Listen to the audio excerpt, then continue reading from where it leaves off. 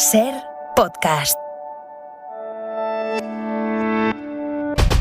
Yo firmo un contrato indefinido porque me cambio de empresa para ampliar mi experiencia laboral. En mi caso firmo un nuevo contrato porque cambio de empresa en la que trabajo, paso a estar indefinido cuando hasta ahora tenía un contrato de 6 meses. Hace 9 meses empecé mis prácticas en la empresa en la que estoy ahora, pero desde hace 2 meses dejé de ser becaria porque me ofrecieron un contrato temporal de 1 año. Yo he empezado a trabajar ahora con un contrato de sustitución por una baja de maternidad que durará más o menos hasta final de año. Yo tenía antes un trabajo estable, pero esta es una oportunidad que no podía dejar pasar. Después de 2 años trabajando en el hospital, me hicieron un contrato indefinido. Me han hecho un contrato. Son las voces detrás del gran dato que marca este jueves. El paro en España baja por primera vez de los 3 millones desde 2008. Solo en mayo 100.000 personas han salido del paro y el empleo que se crea es cada vez de mejor calidad. Ahora vamos a analizarlo en detalle, pero antes el tiempo. Jordi Carbo, buenas tardes. Buenas tardes. Ahora mismo tenemos varias tormentas activas en el norte de la península, destacando la que se está desplazando desde Zaragoza hasta Huesca. Va acompañada de rachas intensas de viento, incluso algo de granizo. Y durante la madrugada, cerca del Mediterráneo, de hecho en la mitad este de la península, especialmente en el interior, se formarán nuevas tormentas que en general dejarán poca agua y sí que irán acompañadas de mucho viento. Y mañana más nubes que hoy, pero la mayor parte del tiempo va a hacer sol, con temperaturas sin grandes cambios, subirán las mínimas y todavía chubascos, especialmente cerca del Cantábrico y en Galicia. Hay media hora 25 deportes. Jesús Gallego, buenas tardes. Buenas tardes. A las 9 menos cuarto, España-Portugal, Liga de las Naciones. Este es el 11 de Luis Enrique. Unai Simón en la portería, Azpilicueta, Pau Torres, Llorente, Alba en defensa, Busquets, Soler y Gavi en el centro, arriba Sarabia, Morata y Ferran Torres. Y está en juego un partido del playoff de semifinal ascenso a Primera División. Acaba de comenzar la segunda parte. Por ahora, Girona 0, Eibar 1. Así empieza hora 25. Yéndonos en directo a Andalucía.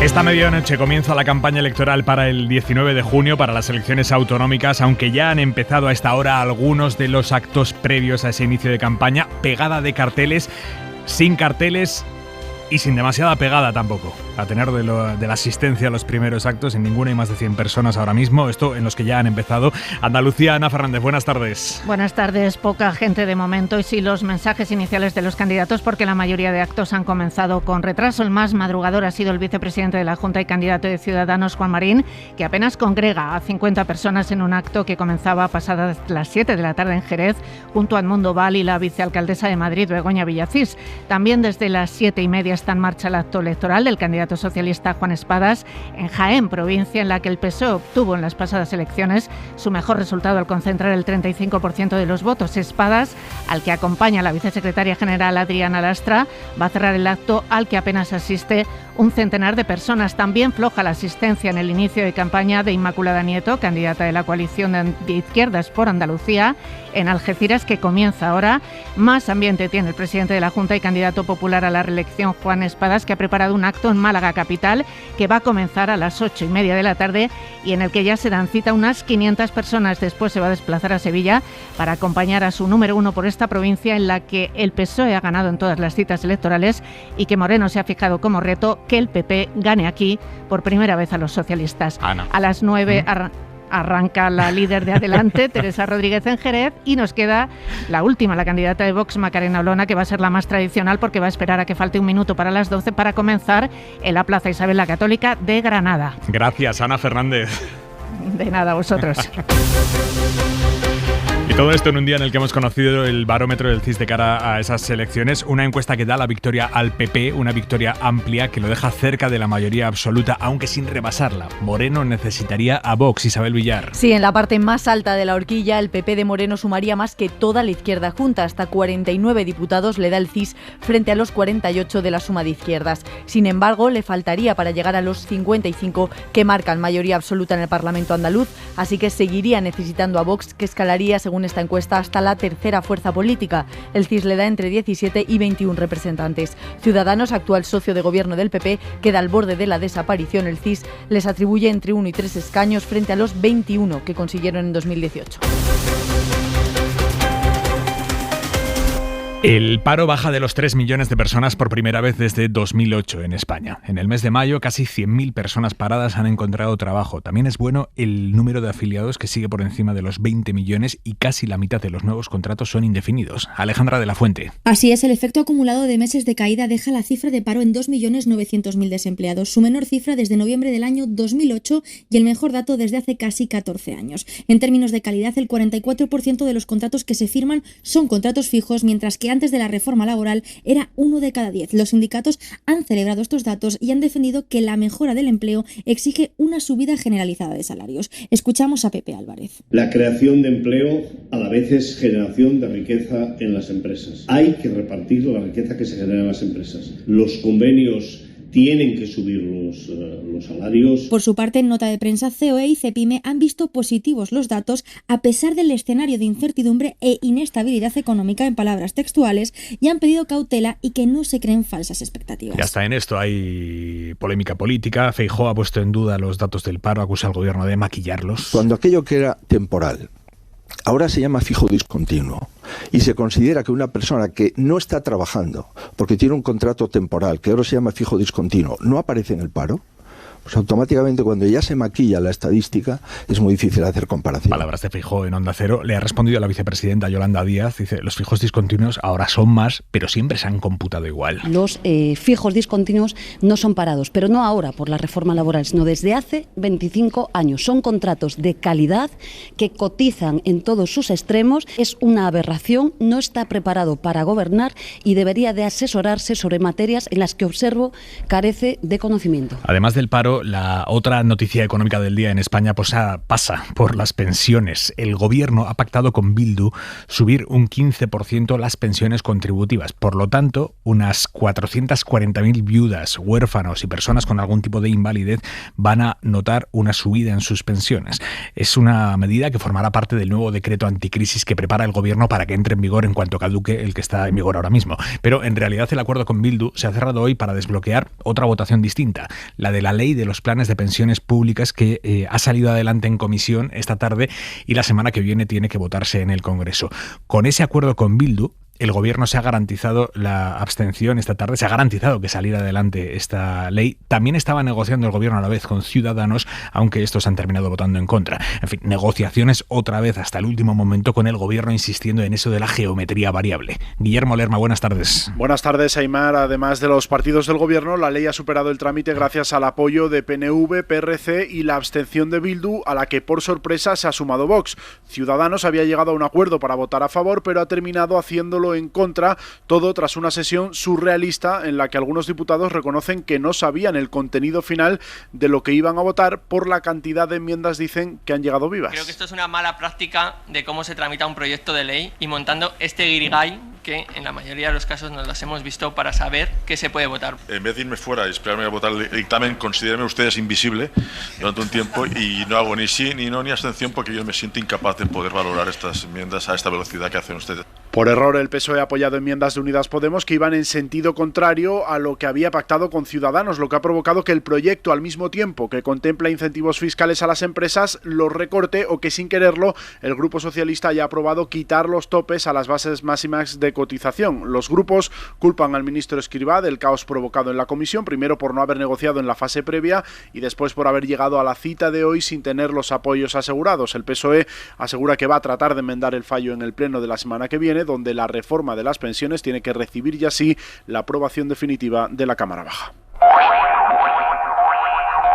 Es noticia de esta tarde importante a nivel internacional, doble victoria de Víktor Orbán. No solo logró matizar el embargo al petróleo ruso para que no sea total y a su país no le afecte, es que ha conseguido sacar de la lista de sancionados por la Unión Europea al patriarca Kirill, el líder de la Iglesia Ortodoxa rusa. La Comisión quería incluirlo en el 6º paquete de sanciones, pero Hungría se negaba a darle el visto bueno, así que finalmente lo han terminado sacando de su lista negra y Orbán se sale con la suya. Corresponsal comunitaria Griselda Pastor. Bueno, el patriarca de la Iglesia Ortodoxa es en Rusia el equivalente del Papa para los católicos a nivel europeo y su inclusión en la lista ya abrió mucho debate en su momento. Lo que sí llama la atención es la estrategia que ha mantenido Orbán, jugando carta a carta y sin ninguna prisa sus reclamaciones. Lo que no no ha conseguido el jefe del gobierno de Hungría es que la Comisión apruebe su plan de recuperación. Sí ha aprobado el polaco y hoy justamente von der Leyen ha viajado a Varsovia. Hungría va a tener que esperar porque hasta el momento la Comisión mantiene que sigue sin cumplir los derechos fundamentales. Para llenar el vacío que dejará en Europa la prohibición de importar petróleo ruso, la OPEP, que es la Organización de Países Productores de Petróleo, ha anunciado un aumento de su producción en los próximos 2 meses. Elevará la oferta de petróleo en casi 650.000 barriles diarios. Veremos qué efecto tiene eso en los precios del petróleo, que después repercuten en los precios de la gasolina que pagamos en el surtidor. Y todavía sobre la guerra, en concreto sobre los rumores de que Putin tiene cáncer o ha tenido cáncer, unos rumores que el Kremlin se esfuerza por desmentir. Publica la revista estadounidense Newsweek que 3 fuentes de inteligencia estadounidense le han confirmado que el presidente ruso recibió tratamiento para un cáncer muy avanzado hace poco más de un mes. Ángel Villascusa. Según la prestigiosa revista Newsweek, hasta 3 fuentes de la inteligencia estadounidense han confirmado que el presidente ruso fue tratado por un cáncer muy agresivo este mes de abril. Estos 3 altos oficiales también aseguran que Putin sufrió un intento de asesinato en marzo. La revista señala que la administración Biden está preocupada porque esta situación hace que el líder ruso esté cada vez más paranoico. Sin embargo, no es la primera vez que aparecen rumores sobre el estado de salud de Putin. Este mismo lunes, el ministro de Exteriores ruso, Sergei Lavrov, desmintió que Putin hubiese pasado por un cáncer después de que medios británicos hubiesen publicado, citando informes de inteligencia rusos, que Putin había estado enfermo. La Agencia Española de Seguridad Alimentaria ha lanzado una alerta por la presencia de salmonela en un tipo de carne picada para hamburguesas, carne de pollo y pavo del supermercado Lidl. Son bandejas de plástico con esta etiqueta Burger Meat de pollo pavo. De momento no se ha confirmado ningún caso de salmonelosis asociado a esta carne, pero la agencia sí pide a quienes tengan estas bandejas en casa, en el frigo, que las devuelvan. Teresa Rubio. Ha sido la comunidad autónoma de Aragón la que ha avisado al sistema de intercambio rápido de información. Se trata de un envase refrigerado de medio kilo de carne picada, elaborado por la empresa Aves Nobles y Derivados, con sede en Zaragoza y comercializado en Lidl. El número de lote 3.369 y la fecha de caducidad el 3 de junio. En caso de haber consumido esta carne, la Agencia Española de Seguridad Alimentaria recomienda acudir al centro de salud si se tienen síntomas compatibles con salmonelosis, como diarrea o vómitos acompañados de fiebre y dolor de cabeza. Suiza va a entregar a España las obras de arte que el cabecilla de la trama púnica, David Marjaliza, tenía allí escondidas. Un tesoro valorado en 15 millones de euros que el empresario tenía oculto en un almacén. Hay de todo, hay cuadros, hay esculturas, también hay estilográficas. Los autores van desde Tapies a Chillida y todo va a volver a España los próximos 29 y 30 de junio. Miguel Ángel Campos. Anticorrupción junto al letrado del Juzgado 6 de la Audiencia viajarán a Suiza a finales de mes para dar fe de la entrega de las obras de arte y estilográficas que el conseguidor de la púnica, David Marjaliza, guardaba en un almacén en Ginebra y que fueron intervenidos a petición de la justicia española para hacer frente a las posibles responsabilidades civiles a las que el empresario puede ser condenado. Se trata de una treintena de cuadros de autores como Miguel Barceló, Tapies o Chillida, esculturas y una colección de casi 200 plumas estilográficas de alta gama. El conjunto, valorado en más de 15 millones de euros, será ahora trasladado a España. El expresidente de la Generalitat Valenciana y el exministro Eduardo Zaplana está a un paso del banquillo. La jueza del caso Erial lo ha procesado por varios delitos, entre ellos blanqueo de capitales y organización criminal, por formar parte de una trama que se dedicaba a adjudicar contratos públicos a cambios de comisiones. Dinero que luego blanquearon y ocultaron al fisco. Supuestamente. Radio Valencia, Ima Pardo. La instrucción acaba 4 años después de la detención en su domicilio en Valencia del exministro y expresidente valenciano Eduardo Zaplana por presuntos cobros de mordidas a cambio de adjudicaciones como las del plan eólico o las inspecciones técnicas de vehículos, entre otros asuntos investigados, en una macrocausa de corrupción que es una de las más importantes investigadas en la Comunitat Valenciana. De hecho, acumula toda la gama de delitos posibles relacionados con corrupción. Según fuentes judiciales, se ha logrado recuperar cerca de 7 millones de euros que habían sido transferidos a una entidad bancaria suiza cuya propiedad al 90% era de Eduardo Zaplana. El juzgado da a las partes ya un plazo de 10 días para que formulen escrito de acusación solicitando la apertura de juicio oral o el sobreseimiento de la causa. El Tribunal Supremo ha confirmado una condena de 7 años y medio de prisión a un hombre que intentó matar a un cobrador del FRAC embistiéndolo con un toro mecánico. Isabel Villar. Un vehículo que en la parte de delante tenía una pala para cargar material y que pesaba más de 11.000 kilos. Esa es la máquina con la que el acusado embistió el coche de un cobrador del FRAC que estaba aparcado delante de su casa para reclamarle una deuda de 17.000 euros. El cobrador no estaba dentro del coche en el momento del atropello, sino de pie fuera entre el vehículo y la pared. Así que cuando el acusado empotró el toro mecánico contra el coche del cobrador, aplastó al hombre. El cobrador estuvo casi un mes en el hospital y a día de hoy, de hecho, arrastra todavía una cojera. El tribunal no tiene dudas de que la intención del acusado era matarlo y que no fue un accidente, como decía la defensa. Dicen los jueces que el acusado era consciente de que al embestir el coche había una altísima probabilidad de aplastar contra la pared al cobrador, como acabó ocurriendo. Y en Extremadura, finalmente, la ciudad que salga de la fusión de Don Benito y Villanueva de la Serena no se llamará ni Mestas del Guadiana ni Concordia del Guadiana, que eran los nombres que había propuesto la comisión encargada de proponer nombres. Habían generado semejante revuelo, semejante disgusto entre los vecinos, incluso los políticos de los dos municipios, Don Benito y Villanueva de la Serena, que los alcaldes han dicho, bueno, paremos esto, no la fusión, que eso sigue adelante, sino estos nombres, y ahora tienen que buscar otro. Ser Vegas Altas, Juan Antonio Ruiz. La nueva ciudad no se llamará ni Concordia del Guadiana ni Mestas del Guadiana. Así lo han dado a conocer los alcaldes tras reunirse esta mañana con la Junta de Portavoces y posteriormente comunicarlo a la comisión de trabajo que se ha encargado de la elaboración de estos nombres. A partir de este momento, los portavoces van a seguir trabajando sin la comisión, a la que han agradecido, eso sí, su trabajo. José Luis Quintana y Miguel Ángel Gallardo son alcaldes de Don Benito y Villanueva. Los nombres no han resultado con el suficiente respaldo de la ciudadanía. De no salir de la reunión hasta que no encontremos el acuerdo suficiente y que sea respaldado por la ciudadanía. No obstante, para buscar el nuevo nombre siguen en vigor las bases que se aprobaron, es decir, en principio queda descartada la opción Don Benito Villanueva. Reino Unido ha vivido hoy su primer día de celebraciones por el jubileo de platino de la reina Isabel II.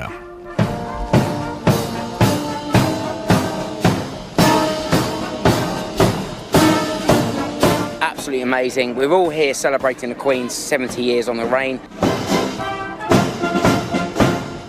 She is such a great inspiration. Inspiración y ejemplo a seguir, decían algunos de los asistentes a ese multitudinario desfile en el que ha reaparecido la reina para celebrar sus 70 años de reinado. Y eso además de todas las personas que han acampado durante la noche para tener el mejor sitio. Las celebraciones siguen mañana. Corresponsal en Londres, Begoña Arce.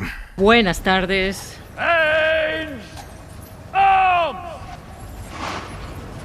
El primer round del jubileo ha sido un éxito rotundo de público. Desde primera hora de la mañana, una multitud con banderitas y gorros con los colores de la bandera británica han tomado posiciones a lo largo del Pall Mall y en las inmediaciones del Palacio de Buckingham, esperando pacientemente, muy pacientemente, a que comenzara el desfile. Gente de todas las razas, de todas las edades, que no querían perderse una jornada histórica. Británicos y muchos extranjeros, como Jenny, de Estados Unidos. We love, the royals are very exotic. We don't have any royalty. Esto nos encanta porque nosotros no tenemos ninguna realeza. Bueno, dentro del Palacio de Buckingham estaba, sin embargo, la duquesa de Sussex, Meghan Markle, californiana. Ni ella ni su marido, el príncipe Enrique, han participado en el desfile. Ausencia absoluta en el evento, ni dentro ni fuera de palacio, del príncipe Andrés, repudiado por la sociedad británica. Esta tarde se ha informado en un comunicado que tiene COVID. No estará en la Catedral de San Paul mañana, un alivio para muchos. Scores for the colour will advance by the left. Quick march.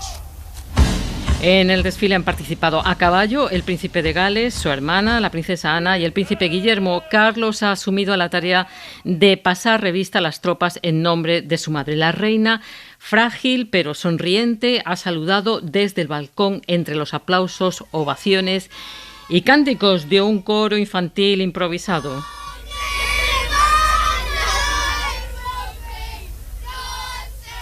Y a esta hora, la mirada de Xavi Vidal-Folk. Otro mes de resultados espectaculares de empleo. Hemos consolidado el récord por arriba de 20 millones de ocupados afiliados a la Seguridad Social.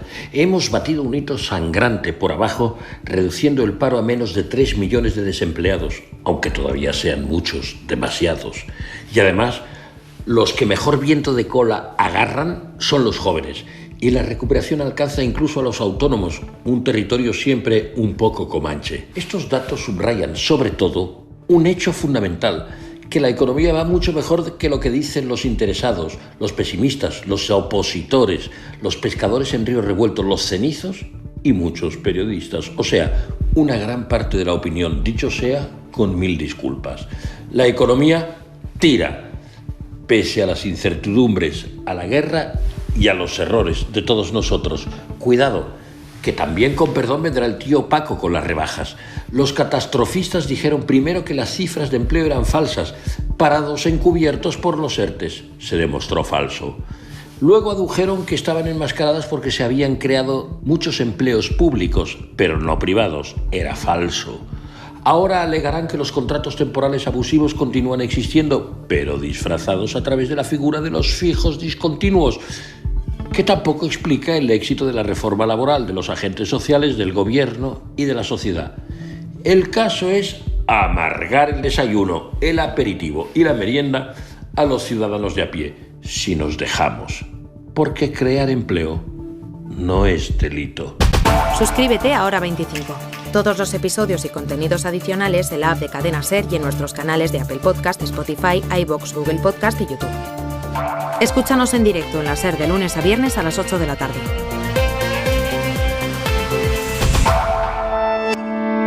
Cadena SER. La radio.